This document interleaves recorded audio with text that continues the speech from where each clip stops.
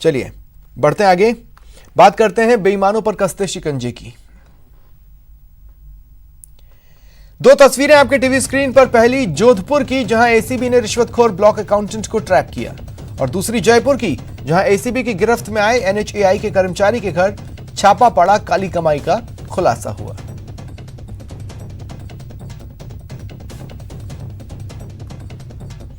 विस्तार से जान लें इनके बारे में। जोधपुर में एसीबी ने मंडोर ब्लॉक के अकाउंटेंट को रिश्वत लेते पकड़ा। आरोपी अकाउंटेंट पेमेंट जारी करने की एवज में रिश्वत ले रहा था, जिसकी शिकायत परिवादी ने एसीबी से की। सत्यापन के बाद जेल रोड स्थित गवर्नमेंट प्रेस के सामने कार्रवाई की गई।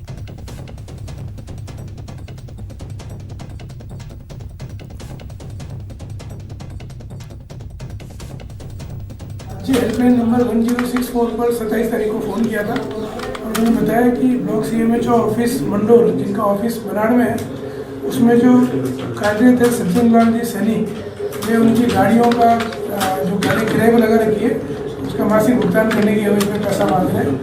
उसके क्रम में उनसे संपर्क किया गया। मुख्यालय से जब हमें नंबर प्राप्त हुआ तो उनसे बात की गई और सत्यापन कराया गया कल शाम को, तो बात सही निकली। जयपुर में एसीबी की ओर से एनएचएआई के अधिकारियों को रिश्वत लेते रंगे हाथों पकड़े जाने के मामले में बड़ा खुलासा हुआ। गिरफ्तार तकनीकी सहायक सीताराम वर्मा के घर की तलाशी में लाखों रुपए मिले, जिन्हें गिनने के लिए नोट गिनने की मशीन मंगानी पड़ी। सीताराम वर्मा के आवास से कुल 47,77,250 रुपए मिले कैश, जिसे एसीबी ने सीज कर दिया है। एक अलमारी में छिपे हुए लॉकर में इन्हें रखा गया था। इसके अलावा 4 मंजिला मकान, 3 चौपहिया वाहन, कई प्लॉट्स के दस्तावेज भी बरामद हुए।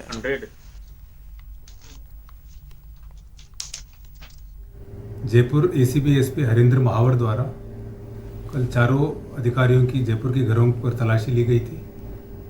उसमें काफ़ी संपत्ति का खुलासा हुआ है। जो सीताराम वर्मा टेक्निकल ऑफिसर है, उनके घर में 48 लाख कैश की रिकवरी हुई है। इसके अलावा इनके 4 मंजिला मकान और 3 4 व्हीलर व्हीकल्स, काफ़ी ज्वेलरी और काफ़ी प्लॉटों के कागजात मिले हैं। इसके अलावा इनके एक लॉकर मिला है। लॉकर की सर्च आज की जाएगी। इनके खिलाफ आय से अधिक संपत्ति के केस के बारे में भी तफ्तीश की जाएगी, जांच की जाएगी। और अब बात करेंगे मरुधरा में चोरों के आतंक की। शहर शहर चोरी की वारदातें सामने आई हैं। 4 तस्वीरें आपकी टीवी स्क्रीन पर, पहली भरतपुर की जहां चोर ने बैंक से 6 लाख रुपए पर हाथ साफ किया। दूसरी सीकर की जहां मोबाइल शोरूम को निशाना बनाया गया, लाखों के मोबाइल पार कर लिए।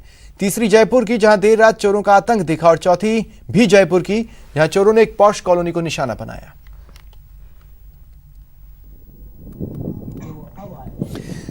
सबसे पहले भरतपुर के बारे में जान लें। 2 युवकों ने पीएनबी से 6 लाख रुपए चुरा लिए। वारदात सीसीटीवी में कैद हुई। आप देख सकते हैं 2 युवक बैंक में दाखिल हुए, एक काउंटर के पास खड़ा हुआ, दूसरा काउंटर के पीछे से होते हुए कैशियर के केबिन में घुसा। कुछ देर बाद 6 लाख रुपए लेकर चुपचाप बाहर निकल गया। वारदात की किसी को भनक तक नहीं लगती है, लेकिन पूरी वारदात सीसीटीवी में कैद जरूर हुई है। पुलिस इसके आधार पर जांच कर रही है। बैंक से कुछ कैश गया हुआ है, चोरी हुई है कैशियर केबिन से।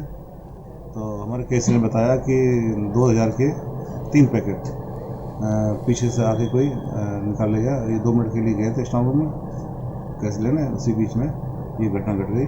और मैं जब पीठ में था, मुझे सूचना मिली तो मैं यहाँ पर करीब 1 बजे के आसपास अभी बैंक में जाके निरीक्षण किया गया घटना स्थल वगैरह का।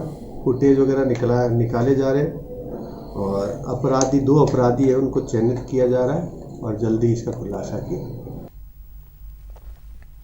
जयपुर में चोरों का आतंक बढ़ रहा है। बीती रात महेशनगर थाना क्षेत्र में चोरी का मामला सामने आया। बाइक पर सवार 2 शख्स आए। एक शख्स एक मकान में घुसा, एक सिलेंडर की चोरी की। घटना सीसीटीवी में कैद हुई। जब पड़ोसी जागते हैं तो चोरी करने आया दूसरा शख्स हवाई फायरिंग करता नजर आता है। पुलिस ने बताया कि बच्चों की एयर गन से हवाई फायर का मामला लग रहा है। साथ ही कहा जांच की जा रही है। और इधर सीकर में चोरों ने एक मोबाइल शोरूम को निशाना बनाया। करीब 9 लाख के मोबाइल चुरा लिए, 1 लाख कैश पर भी हाथ साफ किया। वारदात की सूचना पर पुलिस मौके पर पहुंची और शोरूम का मौका मुआयना कर जांच शुरू की। लड़कों ने मेरे को फ़ोन किया तो मैं दौड़ के आया, जब देखा तो शटर टूटा हुआ था। हमने ताले खोले, शटर ऊंचा करके देखा तो अंदर मोबाइल का जो काउंटर था उसमें से मोबाइल सारे निकाले हुए थे, डब्बे बिखरे पड़े थे। जो मेरा मेन काउंटर है उसमें से भी सामान निकाला गया, सारा सामान इधर उधर बिखेर दिया गया। फिर हमने पुलिस थाने में रिपोर्ट करवाई। पुलिस वाले आए, उन्होंने मौका मुआयना किया, उन्होंने जांच के लिए कुछ जो भी हमसे पूछा गया हमने वो बता दिया। नागौर में बुजुर्ग महिला की हत्या के मामले में इंसाफ की गुहार लगाने के लिए पीड़ित परिवार नागौर से जयपुर तक दंडवत यात्रा की। 200 किलोमीटर दंडवत यात्रा कर जयपुर पहुंचने के बाद भी पीड़ित परिवार इंसाफ के लिए दर दर भटक रहा है। पीड़ित की गुहार न तो अभी तक जनता के रहनुमाओं ने सुनी, न ही पुलिस के आलाधिकारियों ने। दरअसल बीते 26 जून को छोटी देवी नाम की बुजुर्ग की हत्या कर दी गई, लेकिन आरोपी अभी भी पुलिस की गिरफ्त से दूर है। शहर के स्टैच्यू सर्कल पर पीड़ित परिवार से बात की संवाददाता अरबाज अहमद ने। जयपुर में एक दंडवत करते हुए पुरुष पहुंचा है जो कि नागौर से लगातार इंसाफ की गुहार कर रहा है। एक 75 साल की बुजुर्ग छोटी देवी की हत्या का यह मामला था नागौर का, और इस मामले में विरोध के लिए ये आदमी लगातार वहां से दंडवत सड़क पर चलते हुए इंसाफ की गुहार के लिए जयपुर पहुंचा। हमारी मांग है केवल मुजरिमों को गिरफ्तार करने की, और दूसरी हमारी कोई बात नहीं है। लेकिन यहाँ के किसी भी अधिकारी ने हमसे बात नहीं की। उन्होंने कहा कि नहीं करेंगे बात, आप दिल्ली चले जाओ। कितने दिन में आपने सफर तय किया दंडवत? ये 16 दिन से हम लोग यहाँ पहुँचे। कितने किलोमीटर का था? 265 किलोमीटर। और अभी आगे क्या तैयारी आपकी? आगे गृह मंत्रालय जाएंगे। दिल्ली? दिल्ली सर। दिल्ली आप पहुंचेंगे तो आपको क्या इंसाफ का कुछ इसमें उम्मीद है कि भाई क्या पूरा मांग? पेट्रोल डाल के आत्महत्या करूंगा, ये यहाँ पे लिख के दे दिया। सुमन, आप भी लगातार पैदल चल रही हैं नागौर से जयपुर, अब दिल्ली जाएंगी? हाँ। क्या मांग है आपकी इंसाफ के लिए? हमारी तो एक ही मांग है कि हमारी जो भी है, मेरी दादी को मारा है उसको गिरफ्तार करो। जब तक गिरफ्तार नहीं होगा तब तक हम तो ऐसे ही घूमेंगे। एक बुजुर्ग औरत की हत्या का यह मामला है जिसमें इंसाफ की ये मांग कर रहे हैं। देखना ये होगा कि इन्हें इंसाफ कब तक मिलता है। अरबाज अहमद, न्यूज़ 18 के लिए जयपुर से। प्रदेश में हो रहे पंचायत चुनाव को लेकर भाजपा सक्रिय है। कल से ही बैठकों का दौर शुरू हो गया। पंचायत समिति और जिला परिषद के चुनाव में प्रत्याशियों के चयन पर मंथन चल रहा है। आज बीजेपी मुख्यालय में कोटा, बीकानेर और अजमेर संभाग के 3-3 नामों के पैनल पर चर्चा हुई। बैठक में नेता प्रतिपक्ष गुलाब चंद कटारिया ने कहा कि पंचायत राज चुनाव के प्रत्याशियों की सूची कल दोपहर तक जारी कर दी जाएगी। कोशिश कर रहे हैं कि कल दोपहर तक सभी क्लियर कर देंगे लगभग। कुछ ऐसे हो सकता है जहां सामने वाले कैंडिडेट को देख करके कौन सा कैंडिडेट उतारा जाए, ऐसा कोई मुश्किल से 1-2% होंगे। तो उनका विचार करने के लिए वहाँ की जो स्थानीय हमारी जो टीम जिसको हमने अधिकृत कर रखा है वो उसको बैठ करके फाइनल करके हमको यहाँ बताने के बाद ही सिंबल देगी। पंचायत राज संस्थाओं में भारतीय जनता पार्टी पूरी तैयारी और दमखम के साथ उतरेगी।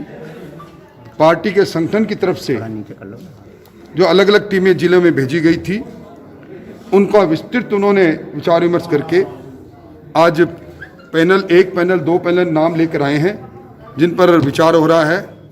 लगभग 13 जिलों के अंदर सिंगल पैनल पर लगभग विचार पूर्ण हो गया है। चूरू में पंचायती राज चुनावों की सरगर्मियां तेज हैं। कांग्रेस और भाजपा ने जिला परिषद और पंचायत समिति सदस्य के चुनाव को लेकर अभी तक कोई सूची जारी नहीं की है। हालांकि नामांकन दाखिल करने के तीसरे दिन बीजेपी ने खाता खोलते हुए जिला प्रमुख पद की दावेदार वंदना आर्य का जिला रिटर्निंग अधिकारी के समक्ष पर्चा दाखिल किया। शुभारंभ अच्छा हुआ है। अंग्रेजी में कहा जाता है वेल बिगन हाफ डन। पहला पर्चा भर के हमने सिद्ध कर दिया है कि हमारी तैयारियां प्रतिपक्षों पे बहुत अच्छी हैं, बहुत एडवांस स्टेज की हैं और हम आगे भी पूरे चुनाव में इस बढ़त को बरकरार रखें। प्रदेश की गहलोत सरकार ने एक बार फिर मुख्य सूचना आयुक्त के लिए आवेदन मांगे जाने की तिथि बढ़ाई है। सरकार ने चौथी बार आवेदन करने की तिथि बढ़ाई है। पिछली बार 7 अक्टूबर आवेदन करने की अंतिम तिथि थी, लेकिन अब 13 नवंबर तक शाम 6 बजे तक आवेदन हो सकते हैं। पूर्व मुख्य सचिव डीबी गुप्ता को मुख्य सूचना आयुक्त का दावेदार माना जा रहा था, लेकिन अब आवेदन की तिथि बढ़ने से हाल ही में मुख्य सचिव पद से सेवानिवृत्त हुए राजीव स्वरूप के दावेदारी की चर्चा जोर पकड़ रही है। अगर ऐसा हुआ तो पूर्व सीएस डीबी गुप्ता के नाम पर कैंची चलने की संभावनाएं बढ़ जाती हैं। आवेदन करने वालों में पूर्व डीजीपी ओपी गल्होत्रा, पूर्व मुख्य सचिव DB Gupta, DG jail Rajeev Kumar Dasot, पूर्व मुख्य निर्वाचन अधिकारी श्याम सिंह राजपुरोहित, रिटायर्ड आईएएस खेमराज चौधरी और मंजीत सिंह प्रमुख रूप से शामिल हैं। राजधानी में बीसलपुर योजना से आने वाले पेयजल का शटडाउन चल रहा है। जवाहर सर्कल पंप हाउस पर रखरखाव के कारण जलदाय विभाग ने आज सुबह से ही शटडाउन ले लिया। बीसलपुर योजना के बालावाला पंप हाउस से जवाहर सर्कल पंप हाउस की लाइन को पूरी तरह से खाली कर दिया गया।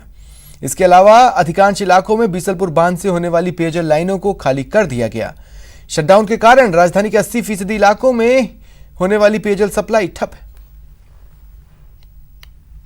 स्टेशन पर हमारा एक रखरखाव और मरम्मत का कार्य किया जाना है, जिसके अंदर हम पंपिंग स्टेशन के अंदर कुछ आंतरिक लीकेज और कुछ वाल्व्स का मेंटेनेंस का कार्य करेंगे। इससे तकरीबन सेंट्रल फीडर पे हुए सारे क्षेत्र प्रभावित रहेंगे, जैसे मालवीय नगर, सांगानेर, प्रताप नगर, आदर्श नगर, सिविल लाइंस, बनी पार्क, चार दीवारी क्षेत्र, अम्बावाड़ी, VKI, लगभग 60-70% आबादी इससे प्रभावित रहेगी जयपुर शहर की। वक्त एक ब्रेक का है।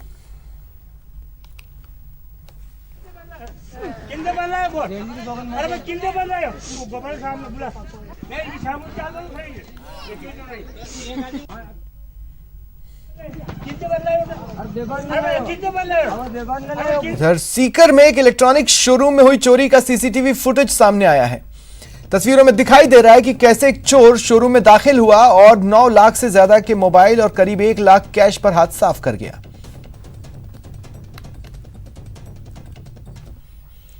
जोधपुर की गलियों में एक ऐसा काफिला निकला कि सारे लोग देखते रह गए। जोधपुर के लोग उस वक्त हैरान रह गए जब उन्हें शहर की गलियों में से एक के बाद एक लग्जरी कारें नजर आने लगी। फरारी और मैक्लारेन जैसी लग्जरी कारों को इस काफिले को देखने के लिए लोगों की भीड़ लग गई।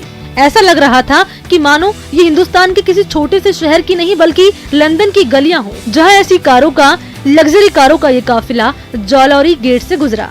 आपको बता दें कि पश्चिम बंगाल की राजधानी कोलकाता के क्लब GT के सदस्य अपनी सुपर कारों के साथ ड्राइव पर निकले हैं। GT ग्रुप सुपर कार के ऑनर्स का एक ग्रुप है जो लग्जरी कारों को आमजन के बीच लेकर जाते हैं। इस काफिले में भारत की पहली मैक्लारेन 570 S के साथ भारत की एकमात्र हुकरान एवो स्पाइडर कार भी शामिल है।